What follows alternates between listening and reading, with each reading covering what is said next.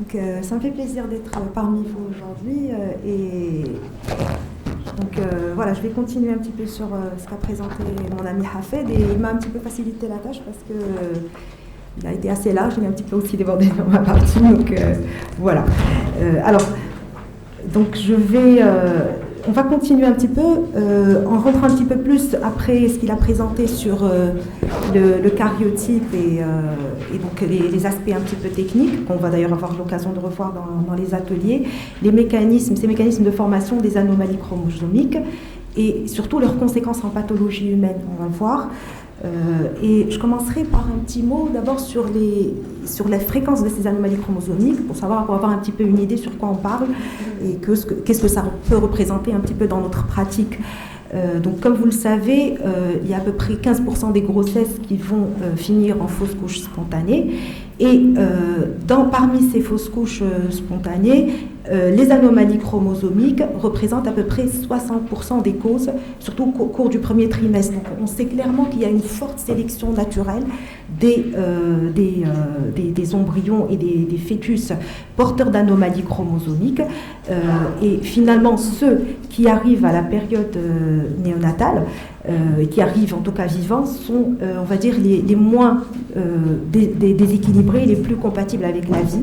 Et ça représente quelque chose comme 6 à 9 pour 1000 naissances vivantes. Ça, c'est un petit peu globalement ce qui est retrouvé un petit peu dans les populations. Maintenant, il y a effectivement l'intervention de programmes de dépistage qui peuvent être instaurés dans certains pays, qui font que ce pourcentage de 6 à 9 000 pour 1000 va être différent dans un pays d'Amérique du Nord ou un pays européen. Mais je pense qu'au Maroc, on doit encore être un petit peu dans cet ordre de pourcentage. Et alors, j'aime bien, moi, surtout cette image d'iceberg pour vous dire que, finalement, tous les chromosomes peuvent être affectés par ces anomalies chromosomiques, mais que la partie émergente de l'iceberg et celles qui sont compatibles avec la vie qu'on peut voir dans notre pratique, pour lesquelles on va faire des cariotypes, c'est les principales aneuploïdies, donc la trisomie 21, le Down, le 13 et le 18. Et dans les dysgonosomies, les anomalies des chromosomes sexuels, c'est le Turner, le Klinefelter. Mais vous voyez qu'il y a toute une partie immergées de l'iceberg, qui se terminent en des produits de fausse couche parce qu'elles sont incompatibles avec la vie. C'est en fait toutes les trisomies des autosomes. Avoir un chromosome 1 entier surajouté, c'est incompatible avec la vie, par exemple. C'est les monosomies des autosomes aussi. Les triploïdies, on va en parler, c'est avoir vraiment 3 chromosomes de chaque paire. Là aussi, c'est incompatible avec la vie. Et vous voyez que le Turner, par exemple, qu'on peut voir effectivement en postnatal, il y en a beaucoup aussi qu'on retrouve dans les produits de fausse couche, notamment parce qu'ils ont une grosse cardiopathie, une décoartation de l'aorte, etc., qui conditionne un petit peu leur pronostic vital. Et on sait aussi, par exemple, que la trisomie 16, qu'on ne voit jamais en postnatal parce qu'elle est incompatible avec la vie, est souvent retrouvée dans les produits de fausse couche. Donc c'est vraiment une trisomie fréquente dans les produits de fausse couche. Alors, donc Hafed a déjà parlé de cette nomenclature et on aura un petit peu l'occasion en voyant les différents types d'anomalies chromosomiques de l'appliquer. Et on partagera avec vous, alors pour préciser, parce qu'il y a plusieurs versions, le PDF de l'ISN 2016 qui répond parfaitement, en tout cas c'est ce qu'on utilise aussi au service, qui répond aux recommandations pour écrire le cariotype. Il y a surtout des modifications pour le 2020 qui concernent l'ACPA, la CGHRE. Là aussi, je passe sur la nomenclature. Et alors, concernant ces anomalies chromosomiques, on va les distinguer en anomalies de nombre, qui, elles, ne vont pas affecter la structure des chromosomes qui demeurent intacts, mais plutôt donc on va avoir soit des chromosomes surajoutés, soit des chromosomes qui vont manquer. Et puis, on va distinguer aussi les anomalies de structure, qui, elles, vont résulter de cassures chromosomiques suivies par un ou plusieurs recollements anormaux.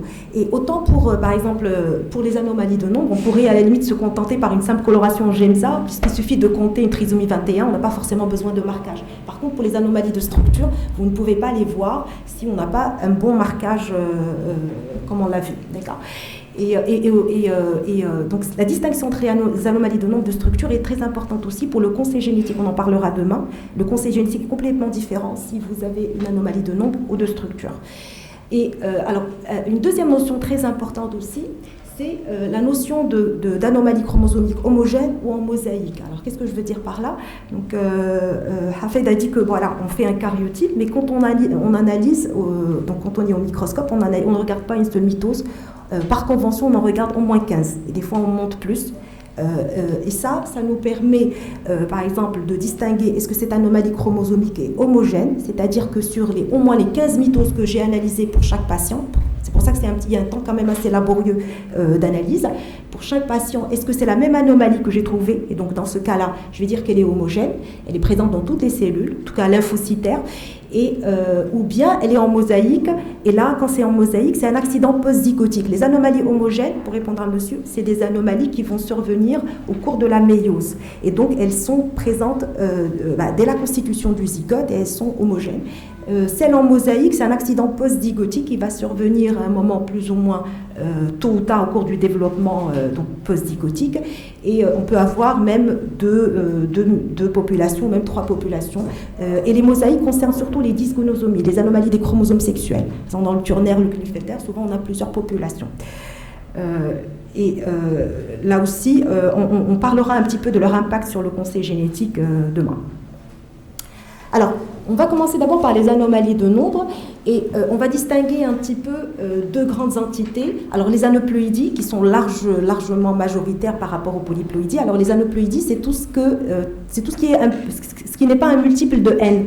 Alors n, c'est étant nous dans l'espèce humaine on dit diploïde, donc n c'est le nombre de chromosomes par gamète, c'est 23 chromosomes. Donc aneuploïdie c'est tout ce qui est les trisomies, les monosomies, même les tétrasomies qu'on peut voir pour les chromosomes sexuels.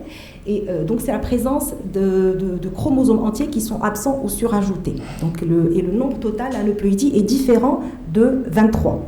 D'accord. Alors que les polyploïdies, qui sont beaucoup plus rares, mais qu'on trouve plutôt dans les produits de fausse couche, parce que c'est incompatible avec la vie, c'est en fait la présence d'un ou plusieurs lots haploïdes entiers. Donc on est à 46, on peut être à 3 lots haploïdes, à 69, on peut être même à 4 lots. Une tétraploïdie, qu'on ne voit jamais en postnatal, mais plus dans les produits de fausse couche, où on a 92 chromosomes. Donc c'est un lot entier qui est surajouté. Alors concernant les aneuploïdies, donc c'est les trisomies et les monosomies complètes. J'ai un chromosome entier qui est absent ou qui manque, et elles sont la conséquence, donc pour comprendre un petit peu leur mécanisme de survenue, elles sont la conséquence de malségrégation des chromosomes. Donc ça va survenir au cours soit de division méiotique, donc de la gamétogénèse, l'ovogénèse ou la spermatogénèse. Et là, c'est des anomalies qui vont être homogènes, d'accord, donc présentes dans toutes les cellules, ou bien elles vont résulter de malségrégation des chromosomes au cours des divisions méiotiques, donc mitotiques, donc post-zygotiques. Et là, on va avoir une mosaïque, donc 2 cellules normales, parce que le zygote au départ il est normal, et puis au cours des divisions mitotiques, on va avoir une malségrégation. Alors théoriquement, ces aneuploïdies, elles peuvent intéresser tous les chromosomes. Vraiment, tout est possible, même si nous on parle que de la 21, la 13, les 18, mais parce que c'est celle qu'on voit en pratique. Et c'est ce que je disais ici, c'est que la plupart des monosomies et des trisomies des autosomes ne sont pas viables, sauf quelques rares. Alors, pour comprendre un petit peu ce mécanisme, je fais appel à vos souvenirs sur la méiose normale. Donc, si vous vous rappelez bien, il y a en fait, à partir d'une cellule diploïde à 46 chromosomes, il y a une première division réductionnelle, où chaque cellule fille va recevoir une paire des 2 chromosomes homologues, et puis il y a la deuxième division équationnelle, où il y a pour chaque chromosome homologue une séparation des chromatides sœurs. C'est ça ce qui se passe normalement dans l'ovogénèse et la spermatogénèse. Et si vous vous rappelez, le crossing over survient au cours de la première division réditionnelle, où il y a un brassage intrachromosomique. Alors, comment peuvent survenir donc ces aneuploïdies? Alors, soit ça va être un accident au cours de la première division méiotique. Donc, regardez ici, en fait, donc il y a une non-disjonction des 2 chromosomes homologues, donc de la même paire chromosomique, qui sont tous les 2 partis dans la même cellule fille, et celle-ci n'a rien reçu. Et donc, au cours de la deuxième division équationnelle, vous avez un gamète, ça va vous donner en fait des gamètes qui vont être disomiques pour ce chromosome-là. Et si ce gamète-là, si c'est lui qui est impliqué dans une fécondation, ça va vous donner des fœtus trisomiques. Alors que ici, celui-là qui n'a rien reçu, ce gamète-là est nulisomique pour un chromosome donné, et donc s'il est fécondé, on va avoir une monosomie complète pour ce chromosome. Et donc si c'est un autosome, c'est incompatible avec la vie, ça va donner des fausses couches. Et on sait par exemple que pour la trisomie 21 complète, pratiquement entre 70 et 75% des cas, c'est un accident qui survient au cours de la première division méiotique maternelle, à ce niveau-là. Alors, le deuxième mécanisme, c'est en fait un accident au cours de la deuxième division méiotique. Donc, jusque-là, tout s'est bien passé au cours de la première division réductionnelle. Et au cours de la deuxième division équationnelle, donc, il y a un gamète qui a reçu les deux chromatides sœurs donc du même chromosome. Donc, il y a une non-disjonction des deux chromatides sœurs. Et donc, ici, on aura un gamète qui est trisomique et celui-là, un fœtus qui sera trisomique si c'est celui-là qui est fécondé. Et ici, on a un gamète nulisomique pour ce chromosome qui va donner un fœtus monosomique. Et ici, de ce côté-là, tout s'est bien passé. Donc ça, c'est un petit peu le mécanisme de la plupart de ces aneuploïdies qui sont du coup des accidents méiotiques d'origine maternelle ou paternelle, mais le plus souvent d'origine maternelle, et qui sont du coup homogènes chez le zygote. Donc c'est ce que je disais, l'âge maternel est vraiment le principal facteur de risque des non-disjonctions méiotiques, même si on ne comprend pas bien, il y a plusieurs théories pour expliquer l'implication de l'âge, mais voilà, toujours est-il que par exemple pour la trisomie 21 qui est la principale aneuploïdie qu'on connaît, dans 75% des cas, c'est un accident au cours de la première division méiotique maternelle. Alors à l'inverse, par exemple, surtout pour le syndrome de Turner, là, par contre, l'âge du papa n'est pas forcément, l'âge de la maman n'est pas forcément en cause. Et ici, on voit bien la corrélation claire pour la trisomie 21 entre l'âge maternel et le risque de survenue de trisomie 21, où à 45 ans, il atteint presque 1 sur 30. Et puis, toujours dans les aneuploïdies, donc, on peut avoir des anomalies qui sont en mosaïque et qui résultent d'un accident postmitotique. Là, par contre, le zygote est diploïde normal, et c'est au cours des premières divisions post-zygotiques qu'on va avoir une non-disjonction chromosomique avec évolution de plusieurs différents clones. Alors, cette mosaïque, elle va être d'autant plus représentée qu'elle s'est produite tôt au cours des premières divisions post-zygotiques, et on peut avoir plusieurs populations. Et ici, j'attire votre attention un petit peu sur la nomenclature déjà. Donc, toujours selon l'ISCN, on précise toujours, on écrit MOS pour désigner qu'on a une mosaïque. Il y a toujours un espace ici avant d'écrire les différentes populations cellulaires. Et on commence toujours par la population cellulaire anormale, en laissant la population normale en dernier. Quand vous en avez plusieurs, vous commencez par celle qui est le plus représentée. Par exemple, là on ne l'a pas mis, mais on peut mettre 45,X entre accolades. J'ai trouvé par exemple 28 mitoses qui sont monosomiques, j'en ai 14 qui sont à triple X, et j'en ai 8 qui sont normales. Donc on peut préciser tout ça selon la nomenclature ISN. Une chose qui est très importante dans le mosaïcisme, c'est que quand on compte les premières métaphases, on est à 11. Le classique, c'est à 11. J'ai dit 15. J'ai dit 11, 15. 15. Dans les livres, quand même, on trouve 15. Donc, on est allé à 15, on va dire 15. Donc, une fois on trouve une cellule. Vous l'avez expliqué, cette notion de comment on monte sur le mosaïcisme? Oui, il faut doubler. Donc, à chaque fois qu'on trouve une cellule qui est anormale, on double. Donc, on va vers 30. Et une fois on trouve, on va jusqu'à 45. Quand on ne trouve plus, on s'arrête. Et c'est sur cette base qu'on va mettre les accolades et on va donc faire la formule sur les sous-populations. Et des fois, on peut recourir à la fiche aussi pour compter. Qui se passe quand au niveau de la division du zygote? À quel niveau se font ces anomalies? Alors, on ne sait pas exactement. En tout cas, le zygote est constitué. C'est un accident post-zygotique. Mais, alors, on dit qu'on est tous des mosaïques. On a probablement, parce que c'est des divisions post-mitotiques, et il y a des erreurs, des non-disjonctions. Mais sûrement que plus l'accident se produit tôt, plus ce clone anormal va être représenté, va être majoritaire et va avoir une répercussion clinique et phénotypique. Voilà, mais effectivement, ça peut se produire à différents stades. Il y a aussi des mécanismes de correction. Donc là, on le voit à la naissance. Mais plein d'anomalies qui vont se corriger au cours de la conception. Rien qu'entre J3 et J5, on est à 30% de correction des aneuploïdies. C'est-à-dire vous avez des embryons aneuploïdes à J3 et à 12 jours d'écart à J5, la correction de l'aneuploïdie à 30%. Donc là, c'est des mécanismes qu'on ne voit pas en postnatal, c'est en conceptionnel. Oui. Donc là, pour moi, avec cette question, alors la première, c'est je voulais un petit peu revenir sur 15, 30 et 45. C'est-à-dire comment je fais une culture. Oui.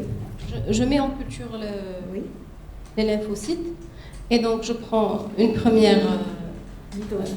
Une première mitose, oui. Très bien. Je la fais et je trouve une mosaïque. Oui. C'est-à-dire, je fais quoi? C'est une chance. Des fois, on la trouve au 15e. D'accord, mais je suis obligée de faire les 15. Voilà. C'est ça. Ouais. Après les 15, si je trouve une seule... Il faut refaire la deuxième quinzaine. S'il suffit de trouver une seule. Il faut aller à la troisième quinzaine. D'accord, très bien. Sur la troisième, on s'arrête. On est à 50, presque 50. On a une estimation du mosaïque. Et où est-ce que vous mettez les chiffres? Parce que là, je vois 45X. Voilà, on aura des exemples, mais normalement... Entre parenthèses. Ouais. Vous mettez le chiffre. Voilà. D'accord. Alors, je rebondis par rapport à ce qu'a dit mon collègue. C'est 30% de correction entre J3 et J5. 30% qu'il a dit. Donc, c'est un article d'une équipe israélienne qui a été publié en 2009. Et moi, avec le professeur Oldim et l'équipe du labo, on a publié en 2008 dans Fertile Stérile une translocation équilibrée entre acrocentrique chromosome 22, donc qui a donné une naissance vivante. C'était une première mondiale. D'accord. Donc, est-ce que par rapport au conseil génétique, par exemple pour les postes... les accidents post-zygotiques. Voilà. Est-ce qu'on ne conseillerait pas plutôt d'aller vers J5 pour commencer à chercher, plutôt que J3? Je dis n'importe quoi, mais par rapport à ce qu'a dit, ce qui a été dit. Parler en paiement, c'est-à-dire, imaginons que quelqu'un il a eu un bébé et il a... Non, quand je parle de J5 et J3, c'est pas après la naissance, c'est fécondation. Hein. Ah, d'accord, donc j'ai mal compris. Très bien. Ça, c'est autre chose.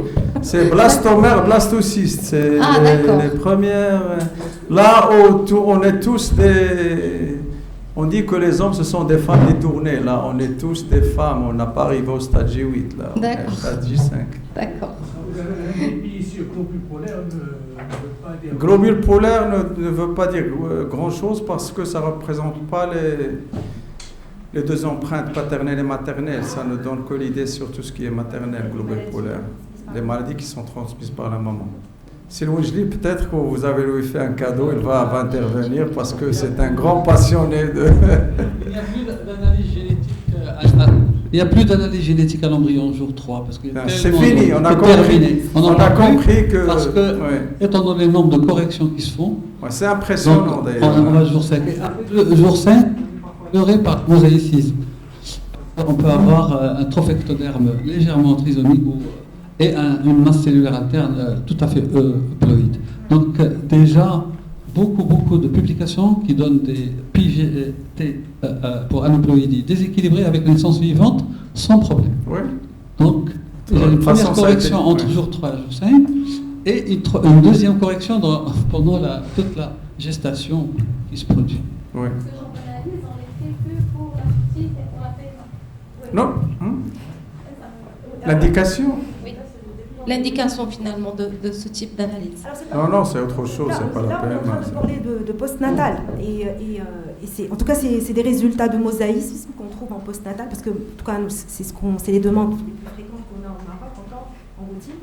Et c'est vrai que ça peut conditionner aussi le pronostic et ça peut expliquer pourquoi, par exemple, vous avez 2 enfants trisomiques, l'un avec une cardiopathie ou plus sévèrement atteint qu'un autre. Donc, on explique ça par ce mosaïcisme-là. Voilà. Mais en dehors de la PMA, surtout en postnatal. Un cariotype, on reste dans le cariotype constitutionnel postnatal. Merci. Oui, alors les mosaïques sont plus fréquentes dans les dysgonosomies. On en trouve moins effectivement dans les anomalies des autosomes, mais plus dans les dysgonosomies, notamment dans le Turner. D'ailleurs, beaucoup de cliniciens nous demandent de faire une fiche pour justement, parce qu'ils savent que dans les Turner, il y a souvent cette histoire de mosaïque et ils veulent vraiment qu'on pousse à analyser plus de mitoses que sur le cariotype classique. Donc on peut le faire plus par fiche. Rien que sur le Turner, il y a 99% des Turner qui passent à l'avortement. Donc les 1% que l'on voit de Turner, c'est un exceptionnel. Oui. Les 19%, ça, on l'a remarqué dans les fausses couches précoces, on trouve plein d'anomalies de 45 et de 0. Donc bien que le Turner est compatible avec la vie. Mais ils ont des grosses cardiopathies, des fois, je disais des coartations de l'aorte qui sont très spécifiques quand même de ce syndrome. Alors, oui, il y avait une question. Pour les réparations, les 30% entre le J3 et le J5. Donc, dans ce cas, il vaudrait mieux privilégier les transferts à J5. Oui. Ouais. Ça, c'est une règle, je crois, qui est courante maintenant. Les J5, on ne fait plus J3. C'est ça, Non, on peut faire le J3. La réparation peut se faire in utero, il n'y a pas de souci. Il va implanter, il est réparé en cours de la progression. Mais la règle générale aujourd'hui, c'est J5. Il n'y a pas de règle. Non, il y a des écoles. Maintenant, pour J3, il y a une étude de l'ICHRE l'année dernière qui ne fait pas de différence entre J3 et J5. Oh, oui.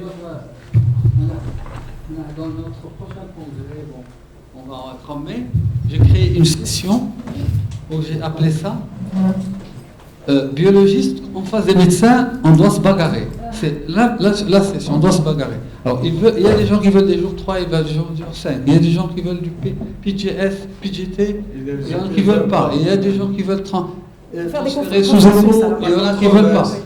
Une matinée de controverses et j'invite des débats houleux. Je veux qu'il y ait beaucoup de controverses. Je veux que ça hurle. C'était une matinée, ça sera une matinée particulière. Ce qui est sûr, c'est que les ARN jusqu'à J3, c'est des ARN paternels qui sont en marche. C'est à partir qui s'expriment. Donc c'est à partir de J3 où c'est les deux ARN qui commencent à marcher. C'est à là où on peut estimer la vitalité ou la viabilité des embryons. La qualité, c'est autre chose. Mais déjà, la viabilité, on risque d'avoir des embryons à J3 qui marchaient qu'avec des ARN paternels. Donc, même s'il est vivant, même s'il est divisé, on va le transférer, mais on n'est pas sûr qu'il est viable, qu'il va partir. À J5, s'il se divise, c'est sûr, les deux génomes marchent, les deux ARN marchent, paternel et maternel. Ça, c'est une nuance.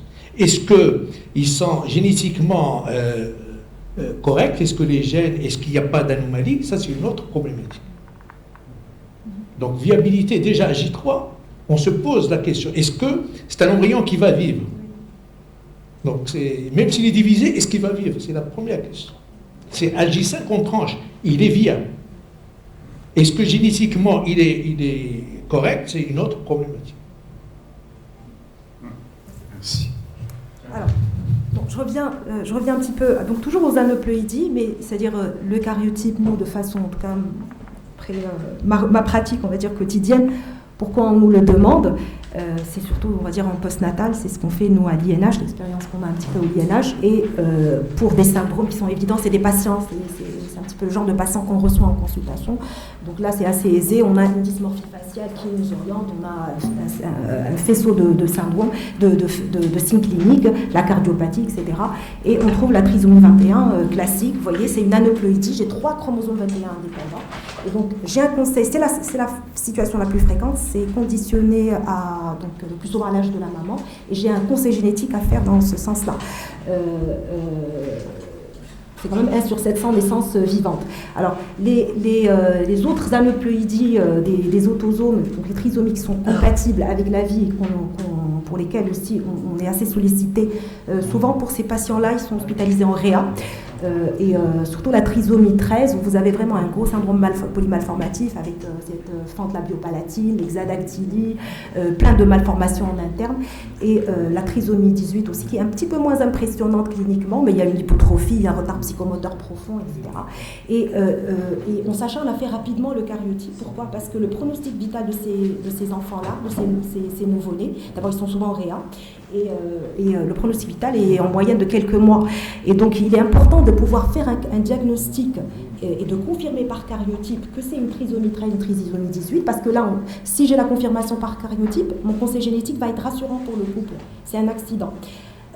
Alors que si les parents n'ont pas eu l'occasion de faire un cariotype et je reçois un couple en conseil génétique une année après parce qu'ils veulent avoir d'autres enfants, et qui me montre cette photo-là, même si moi, cliniquement, j'ai une suspicion, je me dis c'est peut-être une trisomie 13, mais si je n'ai pas la confirmation par le cariotype, il y a plein de syndromes géniques qui ressemblent à la trisomie 13 et dont le conseil génétique est différent. Donc c'est vraiment, en plus des ambiguïtés, c'est un petit peu les urgences qu'on a, et même si Hafed a parlé tout à l'heure de délais de rendez-vous qui peuvent être assez longs, là on s'acharne quand même pour les prendre dans la semaine, parce qu'on sait que le pronostic vital est en jeu. Alors, les autres anomalies, toujours des aneuploïdies, mais là qui concernent, vous n'allez pas les voir pour les chromosomes, les autosomes de 1 à 22, c'est plutôt les chromosomes sexuels, c'est les tétrasomies, les pentasomies, où là vous avez des cariotypes à 48 et 49 chromosomes. J'ai l'exemple de ce garçon-là, donc il n'y avait pas une dysmorphie faciale qui nous évoquait vraiment que c'était une pentasomie ou une tétrasomie. Le point d'entrée, c'était un retard mental. On a beaucoup d'enfants qui sont adressés en cariotype pour retard mental. Et donc on fait un cariotype et on trouve qu'il a une pentasomie avec 49 4XY. Et plus il y a de chromosomes X qui sont surajoutés, plus le retard mental est profond. Et comme je disais, elles sont viables uniquement pour les chromosomes sexuels, c'est inconcevable pour les autosomes. Alors les monosomies classiques que vous connaissez, bien sûr, donc elles ne sont pas viables du tout pour les autosomes, et ça donne des fausses couches. La seule qui est viable, c'est la monosomie 45X de Turner, où on a une dysmorphie qui est assez caractéristique, mais qui n'est pas toujours aussi franche. Et justement, elle n'est pas franche, des fois, parce qu'il y a souvent une mosaïque. On peut trouver une population monosomie à 45X avec une population normale, et ça atténue le phénotype de ces enfants-là. Et il faut savoir que dans les indications un petit peu du cariotype, par rapport à le diagramme que tu as montré Hafed tout à l'heure, le retard statural est en train de détrôner presque la trisomie 21. On a beaucoup de demandes pour un retard statural.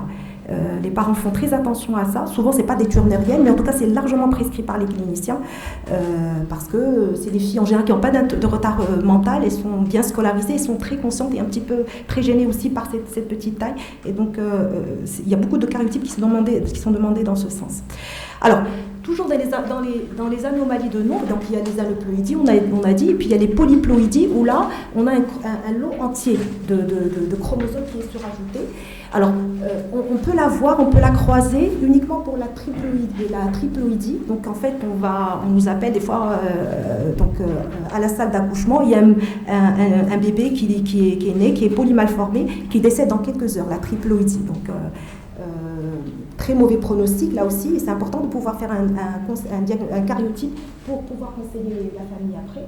Et vous voyez que vraiment on a 3 de chaque, 3 chromosomes de chaque.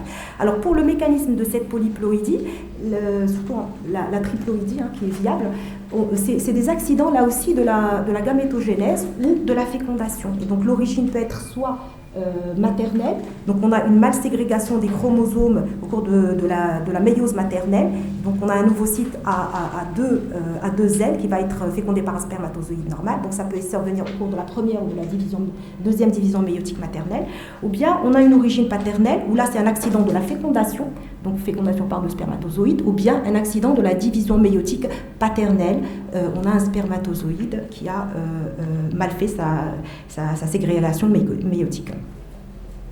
Alors, j'en arrive maintenant aux anomalies de structure, où là, on a, schématiquement, on a 46 chromosomes, mais en fait, c'est la structure d'un ou plusieurs chromosomes qui va être modifiée, parce qu'on va avoir des cassures qui vont suivre ou pas, être suivis ou pas de recollements anormaux. Et donc, gardez en mémoire que les anomalies de structure, elles peuvent être équilibrées. Et c'est pour ça que nous, on reçoit beaucoup de demandes de karyotypes pour des couples qui ont une infertilité, qui ont une maladie abortive. C'est dans ce sens-là, on est en train de chercher des anomalies de structure équilibrées chez eux.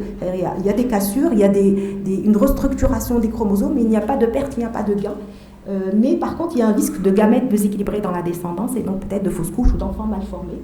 Et on a aussi des anomalies déséquilibrées chez des enfants qui, dans le point d'entrée en consultation, vont être adressés pour des retards mentaux non spécifiques associés à des syndromes polymalformatifs, etc. Et ces anomalies de structure, leur conseil génétique est particulier, on va le voir, parce qu'elles peuvent être nouvelles comme elles peuvent être héritées. Et donc il faut prendre en charge, prendre en considération cette dimension-là et conseiller en fonction de si elle est héritée ou nouvelle. Alors, il y a les anomalies de structure qui vont intéresser un seul chromosome et qui vont résulter d'une seule cassure. C'est l'exemple des délétions terminales. Délétion terminale, j'ai une cassure à ce niveau-là, par exemple, au niveau du bras P, donc en région subtélomérique. Alors, le fragment qui est dépourvu de centromère et instable, il va être perdu. Et donc, j'ai un nouveau chromosome qui a une délétion partielle pour cette région-là. On parle de monosomie partielle. Je vous montre un exemple concret. C'est un syndrome qu'on connaît bien, phénotypiquement. C'est la monosomie 4P ou le syndrome de Wolff-Hirschsprung. Ils ont cette dysmorphie assez caractéristique, lorsque vous en avez vu quelques-uns. On parle de casque de guerrier grec, avec cette rectitude un petit peu des lignes nasales, cet hypertélorisme, écartement exagéré entre les deux yeux, mais ils ont aussi beaucoup de malformations, des cardiopathies, etc. Et le retard mental. Le retard mental est quand même assez fréquent dans ces anomalies de structure. Et vous voyez bien ici que c'est un chromosome 4, donc on a le chromosome 4 normal, et ici on a une délétion terminale et on a une monosomie partielle. Puis j'attire aussi votre attention sur la nomenclature selon l'ISCN, donc c'est un petit peu le rapport que reçoivent les cliniciens avec cette formule qui est universelle et qu'on accompagne en général aussi d'un petit commentaire pour qu'ils puissent un petit peu expliquer, comprendre ce résultat. Et dans le résultat de karyotype, on écrit chaque fois, toujours, on le fait toujours, devant une anomalie de structure, un karyotype des parents est nécessaire pour le conseil génétique. Parce que j'ai dit que autant pour les anomalies de nombre, c'est des accidents, donc je n'ai pas besoin de faire le karyotype des parents, mais pour les anomalies de structure, systématiquement, il faut faire le karyotype des parents pour voir est-ce qu'elle est nouvelle ou est-ce qu'elle est héritée. Ça change complètement le conseil génétique. Alors, un autre exemple aussi, c'est donc là aussi, c'est des enfants, soit qu'on a suspecté cliniquement parce qu'ils ont une petite dysmorphie faciale qui est particulière, et surtout, c'est des enfants qui ont des pleurs particuliers, maladie du cri du chat. Ils pleurent quand ils sont nouveau-nés ou nourrissants comme des chats. Donc, c'est des miaulements. Et après, il y a un retard psychomoteur, il y a des malformations qui sont associées, et c'est une délétion là aussi terminale du bras court du chromosome 5. Et c'est toujours important aussi, ce que je voulais dire, c'est que c'est toujours important quand même d'avoir de l'orientation du clinicien. Ça aide le cytogénéticien. Si un bon clinicien vous dit, voilà, je pense peut-être à une maladie du cri du chat, vous allez bien focaliser sur les chromosomes 5, vous regardez l'ensemble, et bien sûr, vous essayez un petit peu de corréler à la clinique. On demande autant que possible d'avoir de bons renseignements cliniques aussi. Alors, l'isochromosome, c'est toujours aussi un chromosome anormal. Pourquoi ? Parce qu'il y a eu une cassure à ce niveau-là, au niveau du centromère, et donc avec perte de l'un des bras, soit le bras P, soit le bras Q, et dédoublement du bras restant. Et alors, l'isochromosome classique qu'on connaît, c'est celui du syndrome de Turner. Le syndrome de Turner, en fait, c'est une description phénotypique, mais on peut avoir plusieurs variantes cytogénétiques dans le syndrome de Turner. On a la monosomie 45X classique, il y a aussi l'isochromosome, où là, on est à 46 chromosomes. On a un chromosome X normal, et vous voyez, ici, on va mettre I pour isochromosome, entre parenthèses X, et le point de cassure au niveau du centromère, c'est Q1.0. C'est l'emplacement du centromère. Et des fois, on peut avoir deux populations, une population normale et une population avec l'isochromosome dans le Turner. Un autre exemple d'isochromosome, donc c'est un syndrome qui s'appelle Pallister-Killian, où en fait on a une dysmorphie faciale, on a des malformations cardiaques, anales et autres, un retard mental. Et donc, quand on a cette suspicion clinique et qu'on pense, c'est pour ça que c'est quand même important de s'orienter cliniquement, on pense à un syndrome Pallister-Killian. Si vous faites un karyotype lymphocytaire, il risque d'être normal. En fait, il y a une mosaïque chez ces patientes-là, et idéalement, il faudrait faire un karyotype sur frottis buccal lorsque vous avez cette suspicion-là, pour mettre en évidence cette mosaïque, parce qu'elle n'est pas toujours présente uniquement au niveau du karyotype classique lymphocytaire qu'on fait. Donc, et vous voyez qu'en fait, elle a 4 bras, bras courts, bras P, les bras courts du chromosome 4. C'est une tétrasomie, donc 12P, d'accord, et c'est en mosaïque. Vous voyez bien ici qu'on commence toujours par écrire la population anormale, donc ISO 12, et elle a une deuxième population qui est normale. Donc, ça, c'est l'isochromosome. Alors, les anomalies de structure qui vont là être peut-être induites par 2 cassures chromosomiques, on a aussi les délétions, mais on n'est plus dans des délétions terminales, c'est des délétions interstitielles où vous allez avoir 2 cassures sur un même bras, comme vous le voyez ici, avec perte de ce segment intermédiaire et puis recollement du segment terminal avec le reste du chromosome. Vous allez avoir un chromosome qui est un petit peu raccourci et avec une monosomie partielle pour cette région-là. Et vous le voyez bien ici, et c'est peut-être là l'intérêt du karyotype sur prométaphase, le karyotype en haute résolution dont on a parlé Hafed. Par exemple ici, quand on fait un karyotype métaphasique classique, on voit bien que le bras P est un petit peu raccourci, mais les télomères sont présents. Donc, il y a quand même un coup d'œil, une expertise peut-être à avoir. Et donc, j'ai une suspicion peut-être qu'il y a une délétion ici interstitielle. Et donc, je peux compléter en deuxième intention par un karyotype en prométaphase. Ou si j'ai la fiche, je peux faire aussi une fiche.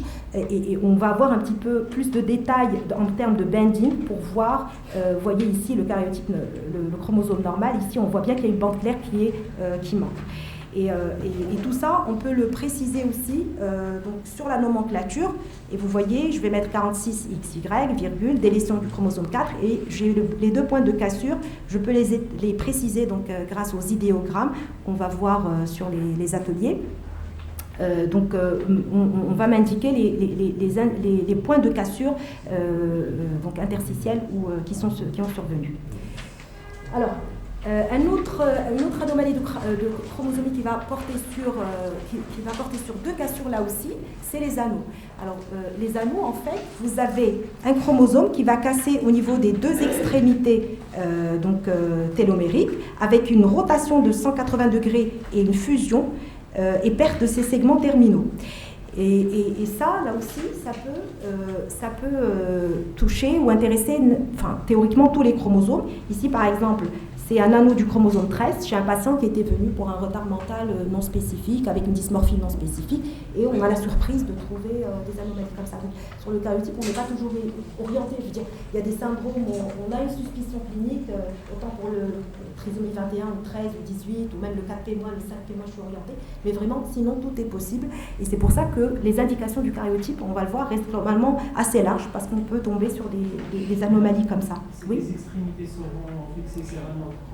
Non, elles vont être perdues. En général, les bouts, ces fragments-là qui sont sans centromère sont instables et donc ils sont un petit peu perdus. Ouais. Alors, un autre syndrome qu'on appelle l'anneau du vin et que les cliniciens connaissent bien, surtout les neuropédiatres, ils nous adressent des patients qui ont une épilepsie. Qui est en général réfractaire au traitement. Ils vous disent, voilà, j'ai essayé plusieurs thérapeutiques et c'est un mauvais répondeur, ce patient, plusieurs générations d'antiépileptiques. Et donc, on nous demande de rechercher l'anneau du vin. Et cet anneau du vin a la particularité d'être souvent en mosaïque. Et donc, en fait, là, si vous faites vos 15 mitoses, vous risquez de ne pas le trouver. Donc, quand il y a une bonne suspicion clinique, on peut compléter même par fiche, ou en tout cas augmenter le nombre de mitoses, parce que je sais qu'il est rarement homogène, cet anneau du vin, il est souvent en mosaïque, donc dans des épilepsies réfractaires. Et bien sûr, une des variantes du cytogénétique du syndrome de Turner qu'on trouve aussi, et là on y a une formule A46, c'est l'anneau de l'X. Donc il n'y a pas que la monosomie classique, il y a donc l'A45X, il y a l'isochromosome, il y a l'anneau de l'X aussi, et c'est pratiquement un petit peu aussi les rares turnériennes qui peuvent avoir un retard mental qui est associé. Alors, on passe maintenant aux anomalies de structure, mais qui vont intéresser toujours un seul chromosome et avec deux cassures, mais là qui peuvent être équilibrés, parce que tout ce qu'on a vu avant, on avait quand même des fragments chromosomiques qui étaient perdus, et donc j'étais dans du déséquilibre.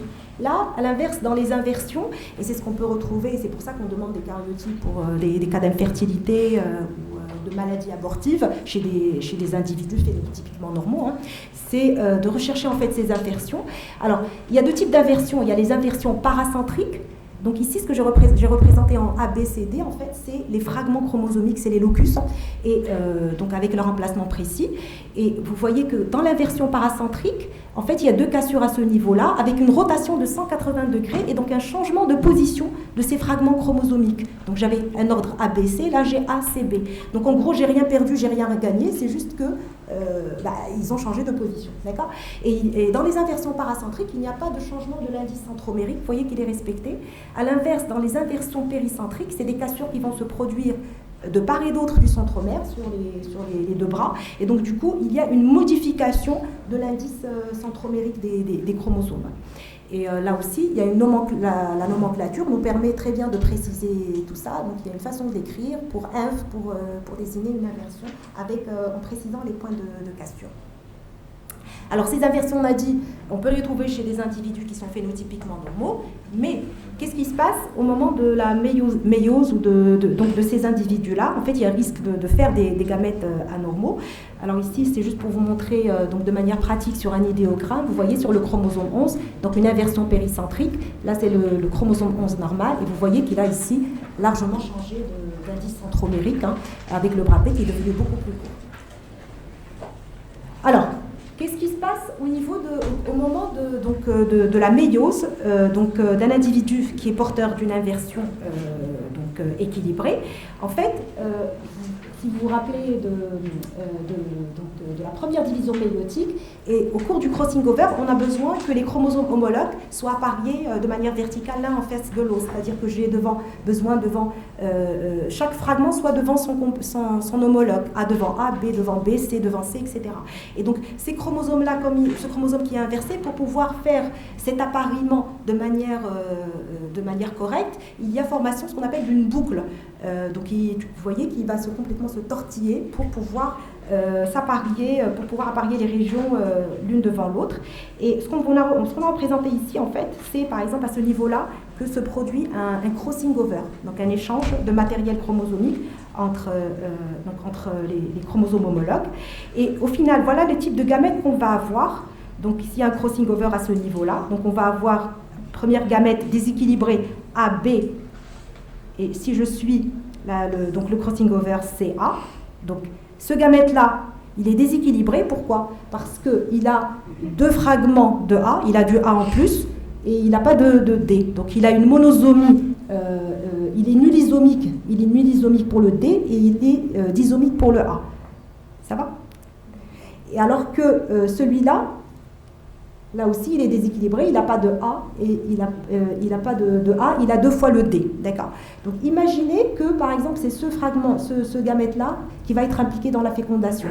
Ce DBCD qui est déséquilibré, et alors l'autre conjoint, donc le gamète de l'autre conjoint est normal, et qu'est-ce qu'on aura ? Ça va nous donner une monosomie partielle pour le A, associée à une trisomie partielle pour le D.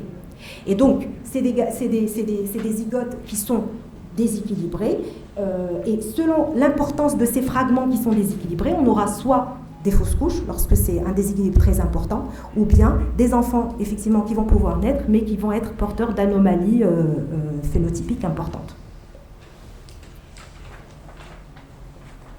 Alors, on passe maintenant aux anomalies chromosomiques qui vont porter sur deux chromosomes.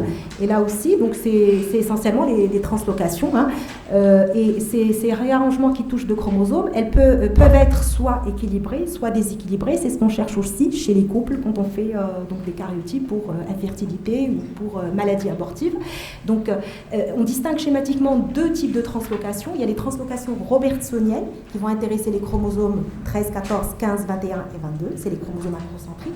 où en fait, on va avoir des recollements des chromosomes acrocentriques l'un sur l'autre, et puis des translocations réciproques qui intéressent tous les autres chromosomes, même des chromosomes acrocentriques peuvent être impliqués dans des translocations réciproques, mais on a des échanges, des cassures suivies d'échanges entre les chromosomes impliqués. Et ces translocations peuvent être équilibrées, comme elles peuvent être déséquilibrées, et c'est très important aussi pour le conseil génétique, c'est qu'elles peuvent être nouvelles ou elles peuvent être transmises avec un risque de récurrence et de fausses couches et d'enfants mal formés. Alors, donc pour plus détailler les translocations robertsoniennes, vous voyez que donc on a dit qu'elles se produisent entre les chromosomes acrocentriques par fusion centrique, parce qu'ils n'ont pratiquement pas de bras P, hein, c'est des satellites à ce niveau-là. Donc on va avoir des divisions à ce niveau, et avec un recollement des deux chromosomes acrocentriques l'un sur l'autre, pour obtenir ce qu'on appelle un dérivé chromosomique. Et alors ces translocations robertsoniennes, ici vous avez l'exemple d'une femme, par exemple, qui est venue pour laquelle on a fait un karyotype pour une maladie abortive. Alors en général, on fait le karyotype pour les deux conjoints, parce qu'on cherche, ça peut être chez lui ou chez elle, hein, donc on fait les deux, et on trouve que cette dame, elle est porteuse, vous voyez, d'une translocation robertsonienne équilibrée entre les chromosomes 13 et 14. J'ai un 13 normal, un 14 normal, et j'ai un 13 transloqué sur le 14. Donc au total, elle a combien de chromosomes? Elle en a 45, oui, parce que je compte toujours les centromères, donc elle a 45 chromosomes, et on peut écrire, les deux formules sont correctes hein, selon l'ISN, 45,XX, ROB, 13, point virgule, il n'y a pas d'espace, hein, 14, et puis je mets entre parenthèses les points de cassure qui correspondent aux régions centromériques, c'est Q10, Q10. Donc je peux écrire ça en ROB ou en DER, c'est la même chose pour l'ISN. Donc cette dame est porteuse d'une translocation équilibrée, mais attention, il y a un risque de gamètes déséquilibrés dans sa descendance, on va le voir. Alors, un deuxième cas, regardez, ici par exemple, j'ai reçu alors c'est une petite fille avec un faciès de trisomie 21. Donc moi je fais mon karyotype pour une trisomie 21, je suis à l'aise, je m'attends à trouver les 3 chromosomes 21 indépendants, c'est ce qu'on trouve le plus souvent. Là on est vraiment dans des situations rares, et c'est des situations qu'on cherche parce que là le conseil génétique est différent. Voilà ce que je trouve. Donc c'est effectivement un enfant trisomique, d'accord, mais on est dans une situation très rare, on est devant une translocation robertsonienne déséquilibrée entre les chromosomes 21-21. Donc j'ai 3 chromosomes 21, un qui est indépendant et un qui est transloqué l'un sur l'autre. Et donc ma formule chromosomique, c'est effectivement un enfant trisomique, mais il est à 46 chromosomes, d'accord, 46 chromosomes, et vous voyez qu'on va préciser donc la formule XX, virgule, plus 21, parce que j'ai un chromosome 21 surajouté, et j'ai le dérivé, donc la transloque robertsonien 21-21, avec les points de cassure Q10, Q10. Et là aussi, je peux mettre soit ROB, soit DER. Donc, j'anticipe un petit peu sur demain, mais quand je trouve un cas comme ça, et donc dans mon compte rendu, donc le cytogénéticien, systématiquement, ça il faut l'écrire, le karyotype des parents est nécessaire pour le conseil génétique. Je ne peux pas me prononcer, parce que là, elle peut être héritée, cette translocation à l'état équilibré de l'un des parents. J'ai besoin de faire les deux parents pour voir est-ce que c'est nouveau ou bien c'est hérité. Et alors, ici, on a une situation réelle hein, d'une petite famille qui était passée au service, où, voilà, donc ce premier enfant, ils ont un premier enfant, donc avec un faciès de trisomie 21, ici, et donc on a karyotypé, et qu'est-ce qu'on trouve? On trouve 2 chromosomes 21 indépendants, un 14, et vous avez une translocation 14-21. Donc c'est un enfant trisomie 21, mais on est dans la situation rare qui est due à une anomalie de structure, transloque 14-21. Donc j'ai besoin de faire le karyotype des parents, comme on a dit. On a karyotypé les 2 parents, et qu'est-ce qu'on trouve? On trouve que la maman a les 2 14 et 2 21 normaux, donc tout va bien chez elle. Par contre, le papa, lui, qui est phénotypiquement normal, est porteur de la translocation à l'état équilibré. Il a un 14, un 21 et un 14 transloqué sur un 21. Et si j'avais représenté l'ensemble, le karyotype complet, la formule serait à 45 chromosomes. Parce que j'ai 45 centromères, mais donc il n'y a pas de perte, il n'y a pas de gain, tout est là. C'est juste qu'il y a l'un qui est transloqué sur l'autre. Et donc, Pour essayer un petit peu de comprendre et faire le conseil génétique, et c'est ce qu'on essaie d'expliquer aux parents dans des situations comme ça, par rapport à la récurrence et par rapport aux futures grossesses, c'est que, voilà, la dame, elle a un karyotype normal, bon, elle va faire a priori des gamètes normaux, d'accord, mais le monsieur, lui, a la possibilité de faire des gamètes équilibrés et déséquilibrés. Alors, on peut avoir un premier gamète qui va recevoir les 2, 14 et 21 normaux, donc il va être phénotypiquement normal, il aura un karyotype normal. On peut avoir un gamète qui va avoir uniquement le chromosome dérivé, donc il n'y a pas de perte, il n'y a pas de gain, il sera comme son père, à la limite phénotypiquement normal. Le problème se posera peut-être pour lui dans 20 ou 30 ans, quand il voudra faire des enfants aussi, il devra être pris en charge. Alors, on peut aussi avoir des gamètes déséquilibrés. Ici, regardez, on a deux copies du chromosome 21. Donc, si ce gamète-là est transloqué et fécondé, ça va nous donner une trisomie 21. Là, ce gamète-là, il est nulisomique pour le 21. Donc, si c'est lui qui est fécondé, je vais avoir une monosomie 21 incompatible avec la vie. Ça va nous donner des fausses couches. Là, je vais avoir j'ai un gamète disomique pour le 14. S'il est fécondé, je vais avoir une trisomie 14. Là aussi, c'est des fausses couches. Et ici, je vais avoir une monosomie 14, des fausses couches. Donc, on a théoriquement 6 possibilités, mais d'un point de vue pratique, quand on fait le conseil génétique, c'est un peu plus compliqué. C'est pas 1 sur 6, c'est pas des probabilités qui sont équiprobables. Enfin, c'est pas des possibilités qui sont équiprobables. On ne sait jamais dans quelle situation on va être. En fait, il faut conseiller de faire peut-être un diagnostic prénatal ou préimplantatoire à cette famille.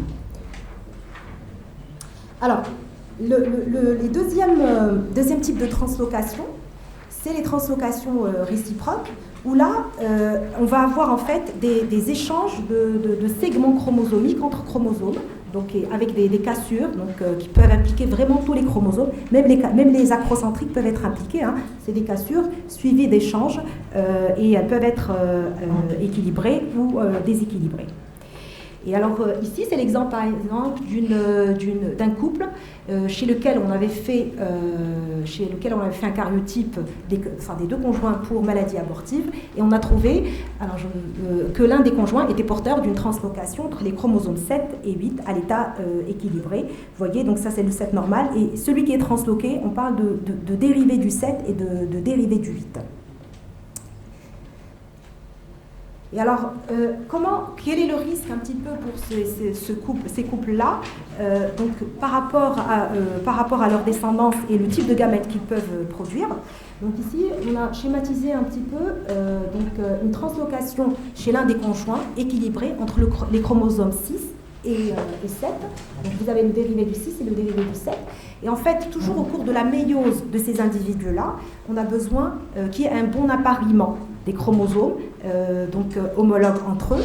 Et comme il y a ces échanges-là, donc ça se fait selon une figure, ce qu'on appelle une figure quadriradiale. Vous voyez, c'est ce qui est représenté ici, pour essayer de ramener chaque fragment devant son homologue.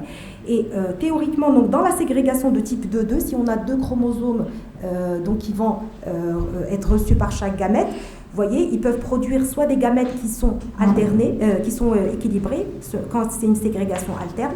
Donc ici, il y a les 2 chromosomes normaux, ou bien les 2 dérivés. Mais les 2 sont équilibrés, donc ça va donner des enfants normaux. Comme on peut avoir la production de gamètes à l'état déséquilibré, et selon une ségrégation soit adjacente 1, donc vous voyez, soit dans ce sens, soit dans ce sens-là, une ségrégation adjacente, et qui va vous donner des gamètes déséquilibrées qui vont être responsables de trisomie partielle pour certains fragments associés à une monosomie partielle pour d'autres fragments.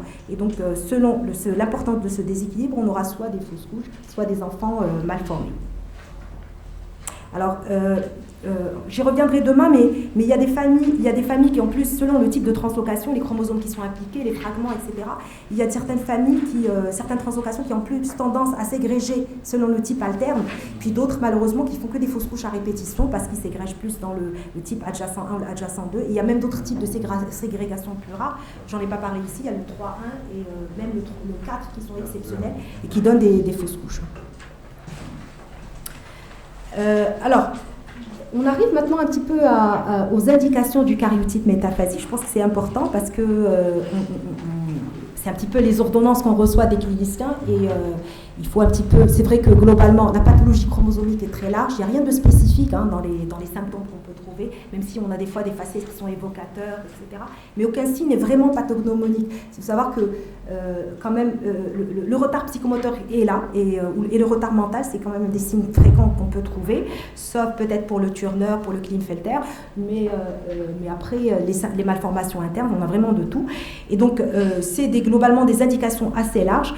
Il faut toutefois quand même, je pense, garder un œil sur certaines indications où c'est vraiment pas le cariotype et il faut une expertise. Quand c'est une achondroplasie par exemple, ça m'arrive encore de recevoir des ordonnances peut-être pour cariotype pour achondroplasie, donc il faut pouvoir faire la distinction entre quand c'est une anomalie génique où là j'ai besoin de biologie moléculaire, de toute façon le cariotype ne va pas être contributif, et voilà, et des indications où le cariotype a sa place.